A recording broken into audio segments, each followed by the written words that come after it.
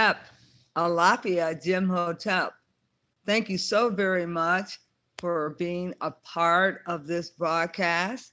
I want to welcome each and every one of you by saying Habari Gani and greetings on this 10th day of Black History Month. We are trying to keep our Black History Month alive and well by featuring every day of this month to talk about our heritage and to talk about what is really real for African American males and African American women. Yes, we are about the business of creating Black History Month for you. And we want you to know that we are going to keep it up. We have 28 days in this month that we can talk about our accomplishments. And thank you for that. It was just a little technical difficulty. Every one of my YouTube friends by saying, please go down below and click on the subscribe button. Please also click on the button that would allow you to follow me, to follow my engagements, and to follow when I'm on the air. And you'll see that little bell. Just ring that bell, and that bell will give you an indication when I'm on the air. Welcome, everyone. And as you know, this is our all new feature show for Blog Talk. Blog Talk and I will have been partners for over 10 years this May 19th. And we are going to be featuring something special for Blog Talk. And I want to say that we are live here on Blog Talk and on YouTube. And to my YouTube followers, thank you for following me. I am moving up the ladder with friends, and I just don't want friends, but I want followers and subscribers. It doesn't cost you anything to subscribe on my channel. Go down below, hit the subscribe button. It's right down below. And then you can follow me and see what I'm all about and what I'm engaged in. And most of you know that I'm back on Blog Talk, and we have an all new special series that we're talking about mind, body, soul, and spirit. And we're doing that for the benefit of people to get in contact with their emotions. How are they feeling about things? What is their appetite for the things that they dislike? How are they about to change them? Now we're talking about the family setting. Yesterday I did family science, and we are the scientists of the family. And I want you to know that you cannot have a family that is not structured appropriately, that will run a certain way. And you must understand that when you have these families, you want them to run and function a certain way. And we're trying to give you food for thought to help you to engage and run your families. Today we're talking about the children in the home. What must do with the children in the home who are school age and who are attending school? Should we just put them out there and say, go to school, son, go to school, daughter, and leave them? Or do we have to have instructions for how they are to function in the home? Now, I'm having a little difficulty with my, okay, here we go. Hold for a minute, hold tight. Okay. Are we going to take some time to structure our plan for our children? If your child is failing in school, do you keep sending them to school and going right off the work saying it'll work itself out? No, it won't work itself out.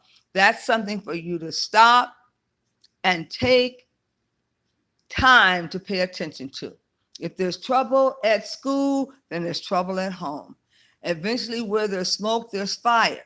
And eventually, he's going to bring that smoke home to your house, and it soon will filter off and it not die down, but explode to a big fire. If the child's been put out of school for absenteeism, for tardyism, and then it's no cause of his own, and now he's home with you, mom, and he is suspended. And sometimes it can expel you and send you home.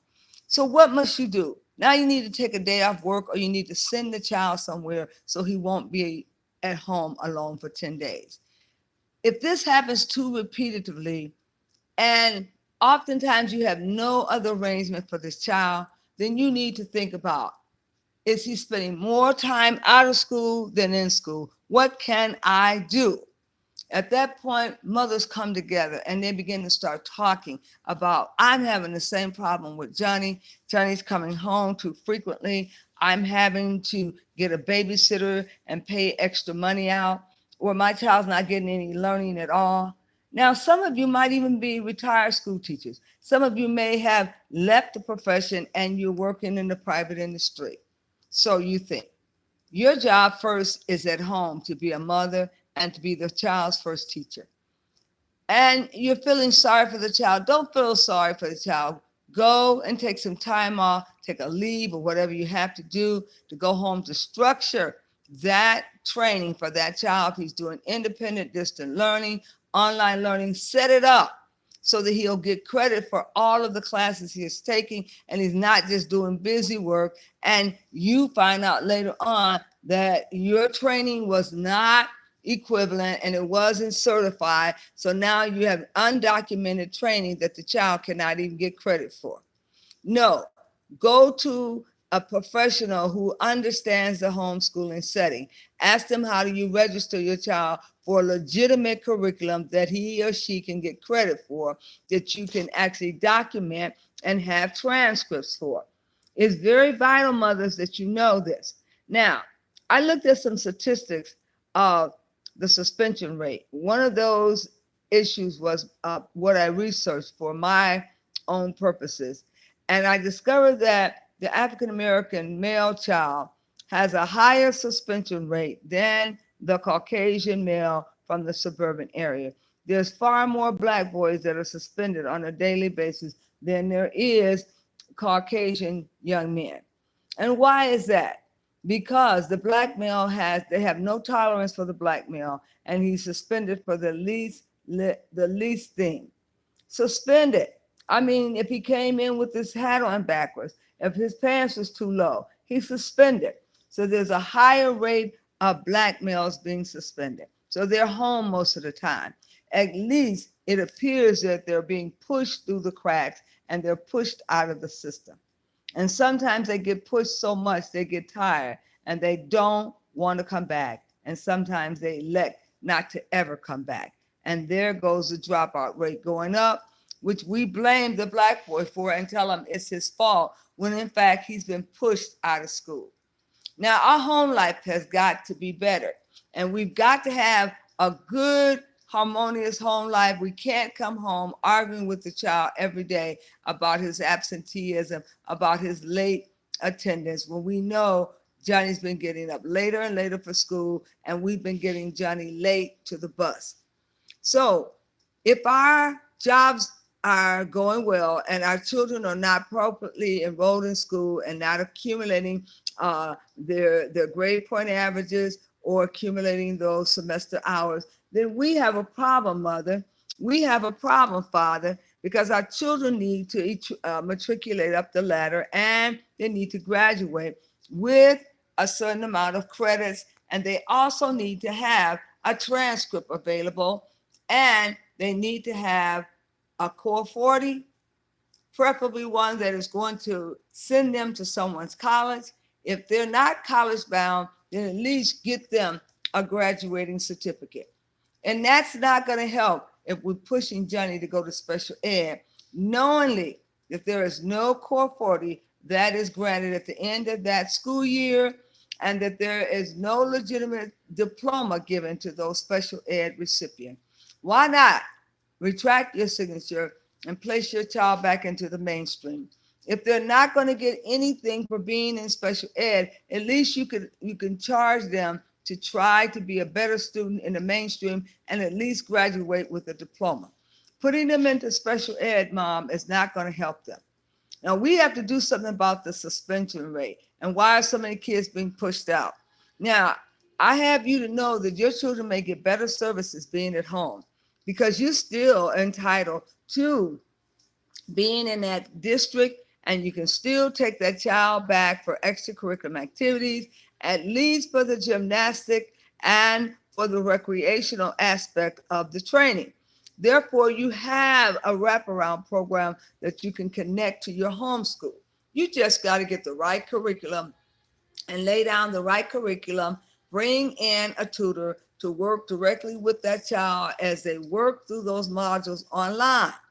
If they're a high school student, they already have study habits. You can go and structure him where you have an actual tutelage person to come in, maybe a half a day each day to get the child started, and then place that child in an extension intern or in some type of fellowship program where he's getting work experience on the job. You can take some time off for a couple of months, mothers, to set this stuff up. Don't let this situation fizzle into a big problem where there's nothing being rearranged for the child, no type of setting set up where they are getting their college credits or where they are going out and getting internship. Because when you wait to the last minute before graduation, it might be too late for the child to get those credits. And you know, in order for a child to march, they must have their transcripts with the credit on there. Now, we're talking about Black children. Why are so many Black children that are in the urban setting not faring well in these so-called good white schools? Why? Because most of the time they don't have anyone there they can network with who believes in them, who is willing to be a counselor for them, who is willing to help them realize that they're short 1 or 2 credits, or we're tapping them on the arm and said, hey, you need to enroll in that social studies class, or you need to enroll in another English class, or you might need to go and check out an elective in the home ec department. And don't just sit there and say, what do you mean, home ec? I know, Wiss, I don't want to cook.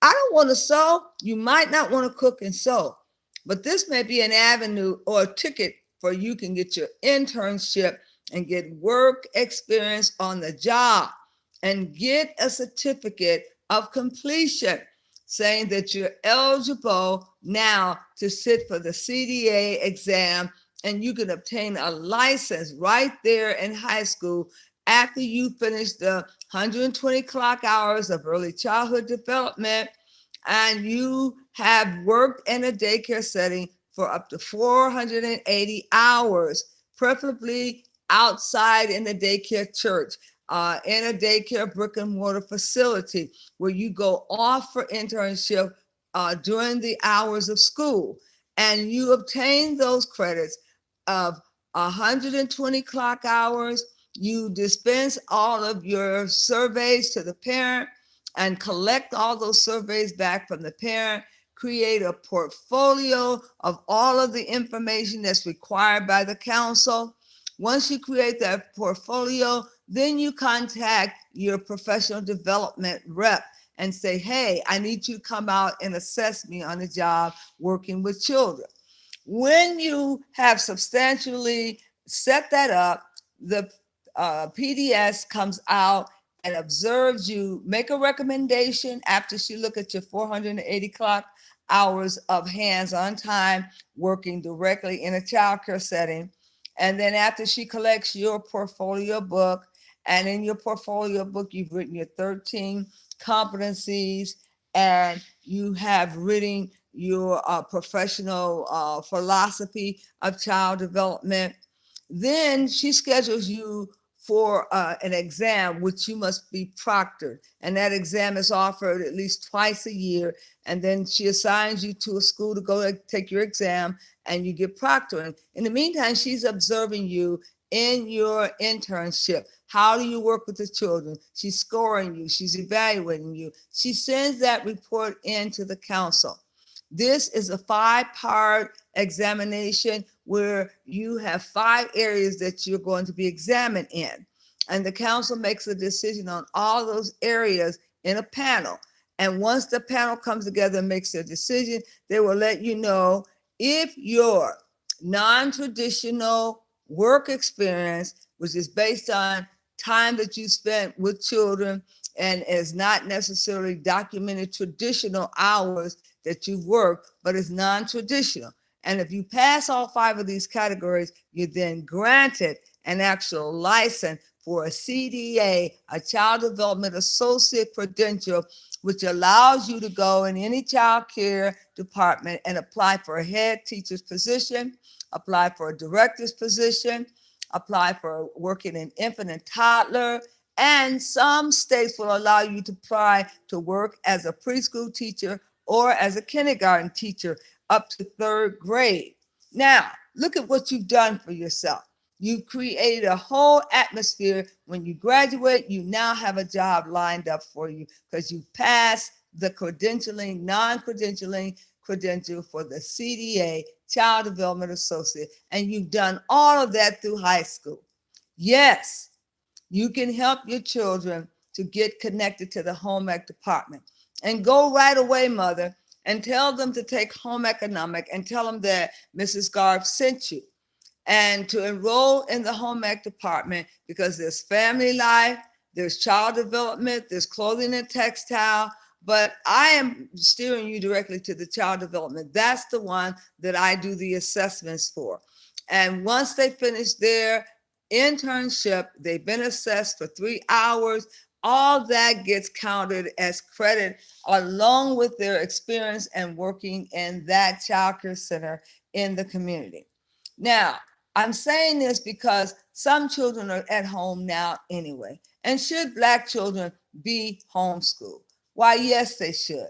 I have recommended that children that have special needs definitely don't need to be placed in special ed. The mother needs to go and get a tutor to come into the home and to work slowly with that child, slow and steady, so that that child learns to read and he just doesn't come out of a program where he's just been babysitted. And it's important that your IEPs be filled out and be completed, not like a boilerplate, but one that is an individual description of what it is that you want for your child. Now, mothers, we have to go up to the school and we have to raise some sand. If we find that our children are just sitting in on a session where they repeatedly are playing games, connecting puzzles, watching video games, and there's nothing really going on in the way of aptitude exam, and no one's measuring how rapidly that child's grown. If you see no changes in that child and you can't seem to see where they're getting any one-on-one attention or remediation, then revoke your signature and request that the child goes back into the mainstream to get his public school education and to see if he can fare in that classroom. He's either going to sink or swim.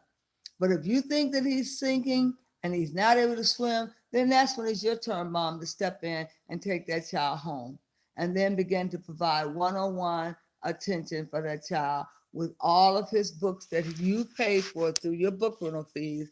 And you can get the support from the actual school district for those extracurriculum, and you can still connect the child to the school. But you certainly don't want to have that child.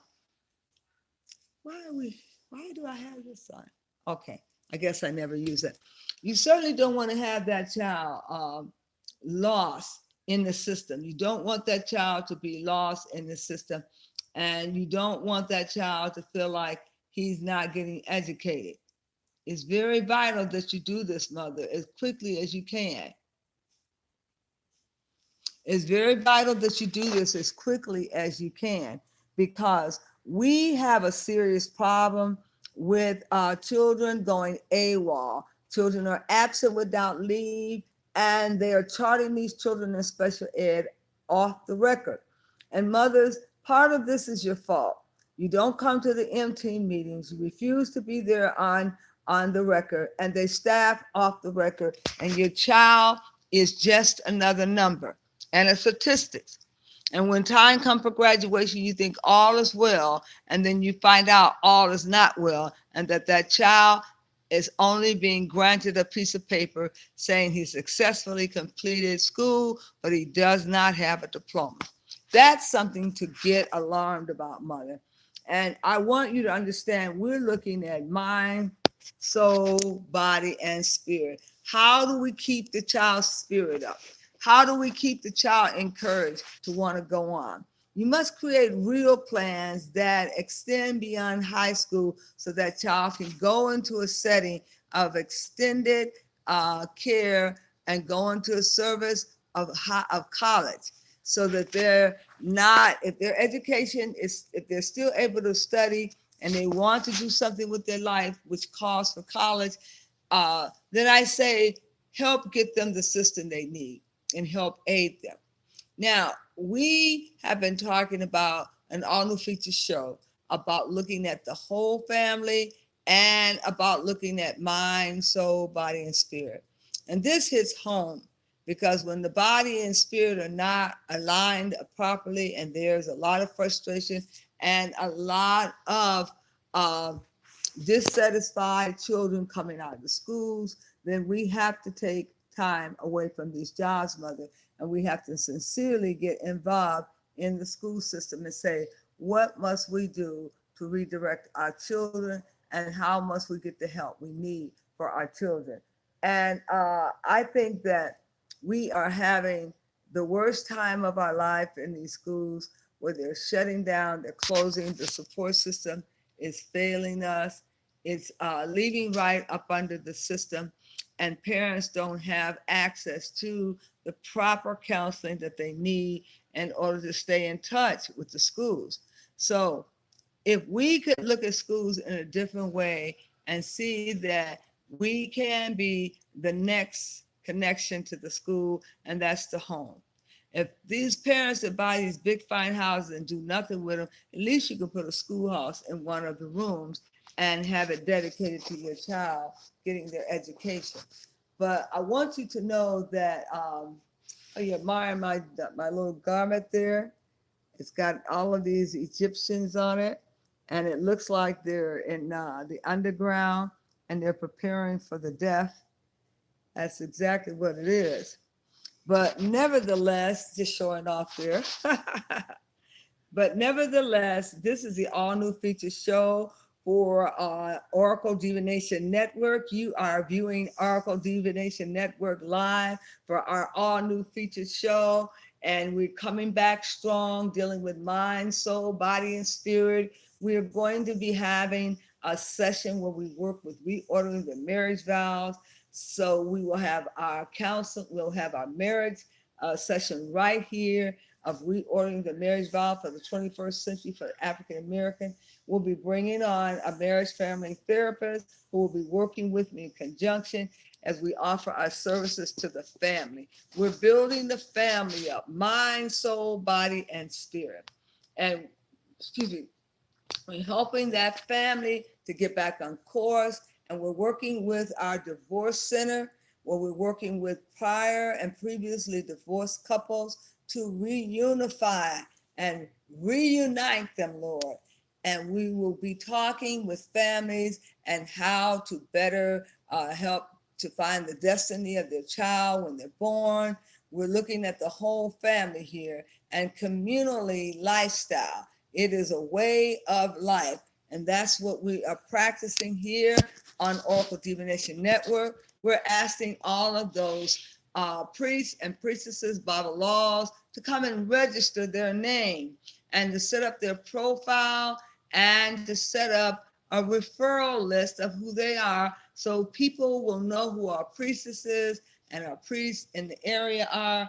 They can contract with you and utilize your services, and they no longer need to say they had to go to a Black psychiatrist. We're even looking for Black psychiatrists, psychiatrists to sign up under our particular roster. We are a registry, and we collect those names so that we can have those names to refer on for your particular marketing and for those parents who need counseling.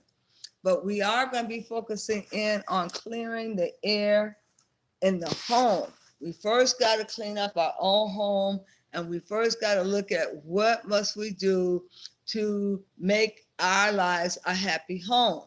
And this is one of the things we do. We talk about the problems. And today, the problem and the issue is, why are so many Black children being pushed out of the classroom, being pushed out of the building and the system, to the point where they are leaving the school system, going home to no tutelage and no training. And mothers, you have to start ahead of time. You have to lay the foundation for a homeschool setting, bring in some extra help, and let that person do the one-on-one with your child. It only takes a child to have one instructor and be guided through those modules. Then they can do it at home. They can make it. They can finish up, because a lot of schools are closing. Some schools, children are going back and they're finding out the doors are closed and they're no longer going to be open. It's not the child's fault, mother. It's the system. But you have to have something in place and ready for that child.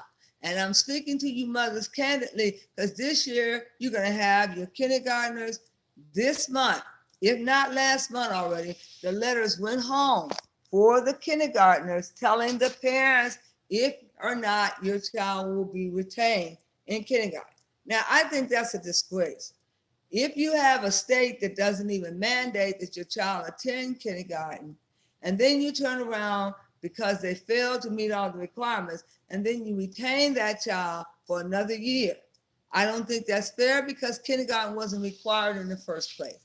And mothers, those of you who accept that recommendation and follow through on it, it's your fault, because you can take your child right on in there to first grade, the first year of school, and enroll him, because he wasn't required to go to kindergarten anyway. That was just a trial period. And if he didn't pass it, you could take your child right on in the first grade and they start school. They're assuming that you're teaching the child something at home, so they're not making kindergarten required, because most kids know all the information that's in kindergarten anyway from being taught at home. Now, so why would you be foolish enough to say, okay, Johnny, you're going to repeat kindergarten again? You're just setting Johnny back, because he's learned all that information. He might not learn it to mastery, but he's been exposed to it.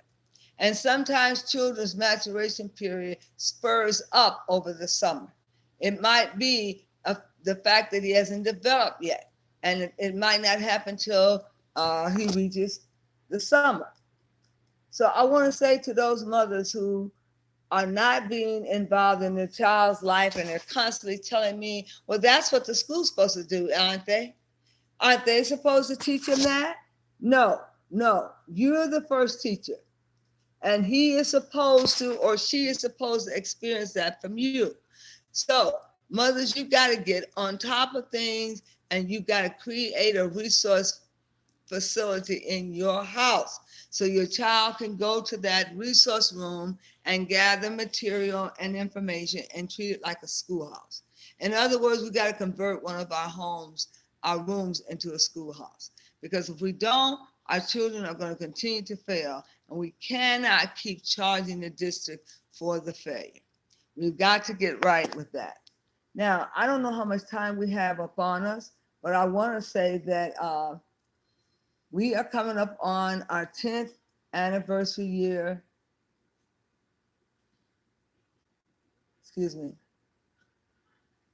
Our 10th anniversary year for Blog Talk. I want to say thank you to Dean O'Dean for supporting me.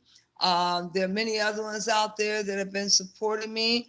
And our station is 9 years strong on Blog Talk radio station. And we've had the support of 100 followers and members for the last 9 years. Thank you so much for supporting us. And I want to say also that we're bringing a brand new lady on board who is a marriage and family therapist, who will be doing some work with us to help to evaluate your marriages, to talk to you about your concern, to take some counseling cases over the phone. Now, you do not have to go on the phone to do the counseling. She can prescribe a one-on-one with you at a later date. But we are focusing in on marriage and family life. We are the scientists of family. We are family scientists. And we are a Chikupi where we handle the whole family, marriage, family, life, education for the child in early childhood and family life. I am a family life educator, and the other lady is a marriage and family therapist who works directly with therapy. I work with behavior intervention for infants and toddlers. Now, it's very vital that you should understand that we need family life educators who will help us to put these programs into colleges so that more people will begin to major in this profession. And the field opens up foods and nutrition, clothing and textile, hospitality and hotel. It opens up it opens up child development, family life, and in some areas, uh, hotel management as well. So when a child goes and takes a child development class in home ec, they can branch off into any of those fields and be able to find employment because home ec has a connection with those facilities where you go in and do your intern and you get credit for your intern and you also get to do a paid intern. So we want to get more mothers involved in that council.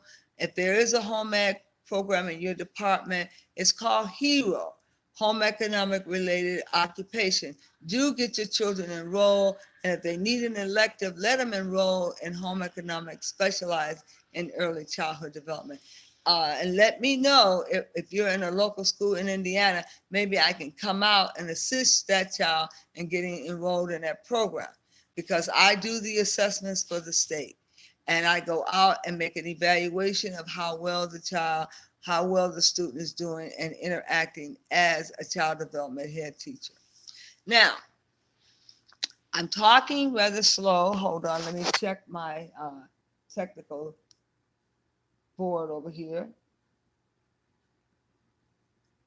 Okay, we are trying to do two shows at once, and I want to say that, ladies and gentlemen, we're going to break this down. Let me take a break now and see how I can get involved with taking some phone calls, and you can light that phone call up and start calling us.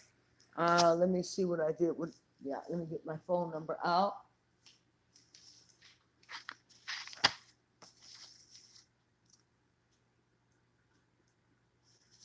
Okay.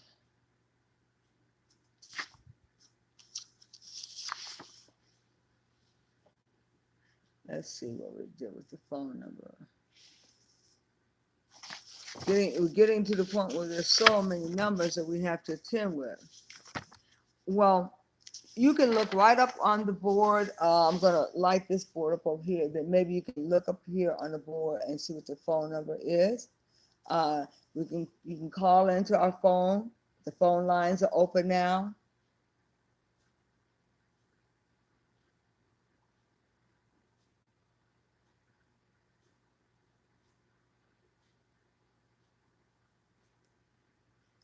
Okay, our phone lines are open now. You can call in, and we are being featured a little bit longer today, so we have time to talk to you. And if you want to talk about things about your child getting involved in a homeschool, we're open to talk to you about that. How can we help you to get your homeschool set up? And why are so many Black children having to leave public school settings and go and be involved in homeschools? And how are the parents faring? Are they doing much better in the homeschool settings? And parents, if you're out there, please do call in to give us your experience in the homeschool. If you're out there and you know something about homeschools and you have a homeschool going now, we certainly would like to hear from you. And we would like to know, how are things for you? And are you able to balance your life with this homeschool? Because a homeschool can be all consuming if you don't have properly instructions and you don't have the help. What are you doing to make your homeschools function better? What are some of the things? Excuse me, got to have my tea here.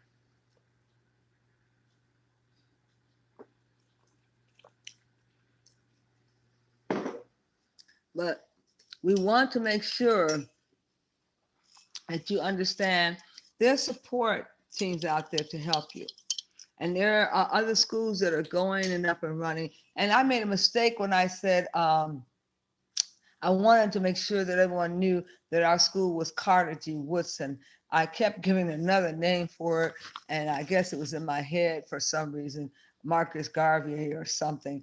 But it's Carter G. Woodson. I was a part of a group of a group of teachers who set up schools under the choice program with Polly Williams, and we set up the Carter G. Woodson School there on North Avenue in Milwaukee, Wisconsin. That school was put together with a group of Child Development Associate candidates who actually took the CDA program, the Child Development Associate curriculum, and they gained knowledge and they went to become head teachers in elementary classroom. And they did just fine. They never had taught before, never had any kind of license or credential. This gave them ability to sit for the Child Development Associate license. Now, with that training alone, you can do a number of things. You can work in child care settings. You can even work for the United States Army, Air Force, Navy, or Marine, and caring for their children overseas with the child care department.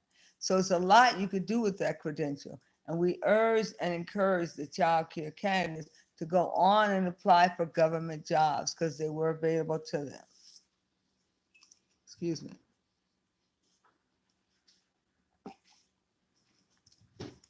Now, I don't know what the temperature is like out there where you are, but we're experiencing a little blizzard today. So we're a little tucked in today, and normally the sun is out and we're able to experience that warm sunlight. But today we are cozy in the house, and this is where homeschools begin in the home. I don't know how many of you mothers have ever ventured out to do homeschool, but it can be all time consuming. It could be overwhelming for the mother who is not astute to having a library in their home of collective books and curriculum. That means that you have a supply problem. You don't have enough materials, and you must have materials before you can be able to intrigue your child to staying at home to learn. A lot of times, children don't want to learn from their own mother. They look at the mother and say, "But you're not a teacher." And the mother said, "No, I'm not." But yes, you are. I beg the difference with you. You must stay firm and explain to your child that you are their first teacher. You taught the child to talk. You taught them to walk. And you can teach them from other curriculums as long as you have the material. But don't go pretending that you're teaching from the old school because they don't want to hear it. They can cite that easily and say that you are just faking it. We want to make sure we have appropriate materials and updated material, not outdated material. So you're going to have to spend some money, mother. You have to go out to these stores, get on these lines and order this material and up-to-date material. And there's a lot of programs out there that guarantee and recommend that they will teach retention 80% to be exact, and that the child can retain the information through word association. So make sure we get a good vendor that we handle ordering our materials from, and make sure we buy conscious information. If we can buy about a conscious African American person writing on that topic, then let's go get their viewpoints, because most of the time they're the last author that we look at. But we must also study ourselves to show ourselves approval by reading through that material, understanding it. So we're not reading word for word and trying to understand at the same time the child is. Make sure we've had an overview of that material. And if it's not appropriate, and if there's some biases and races there, then dismiss that material and go on finding other material. Excuse me.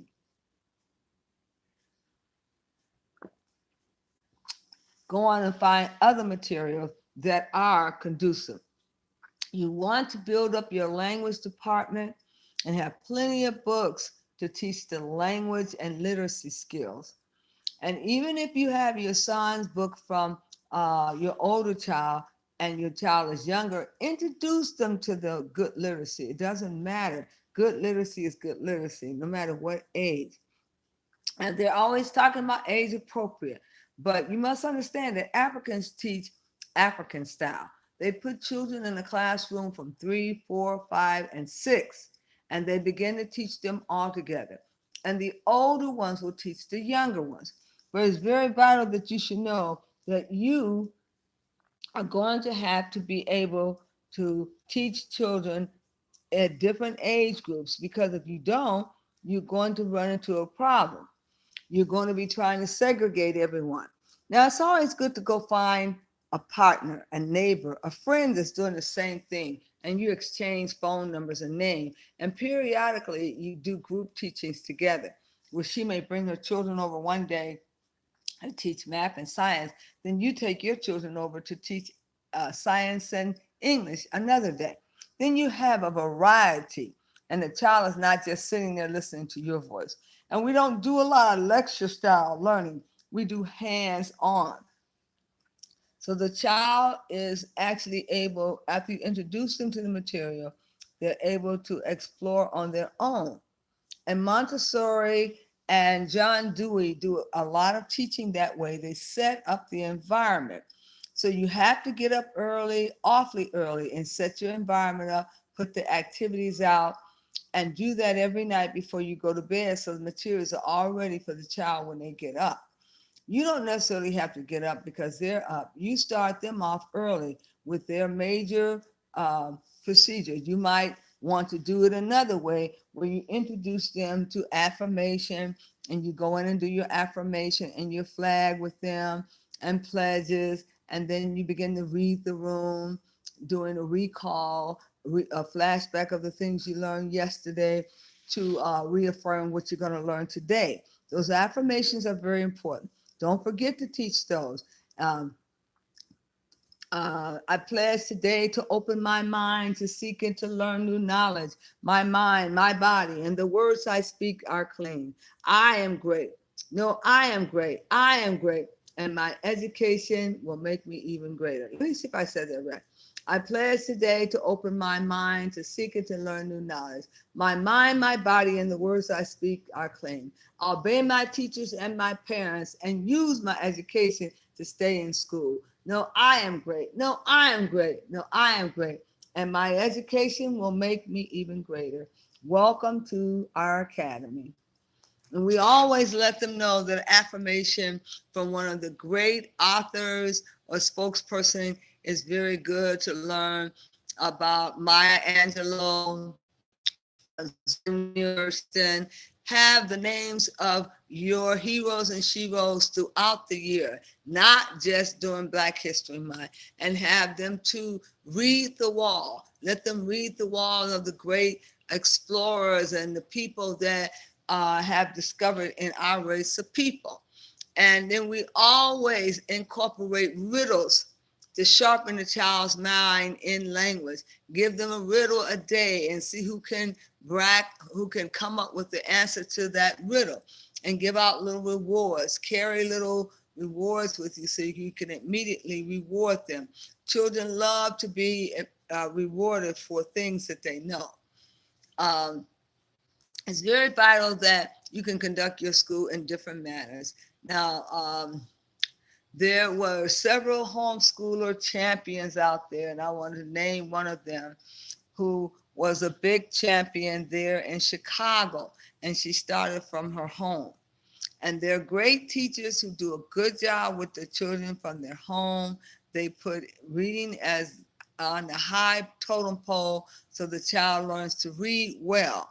And not only reading well, you have something to boast about, where you can get others to come into your homeschool coalition when they see how well you've done with your child.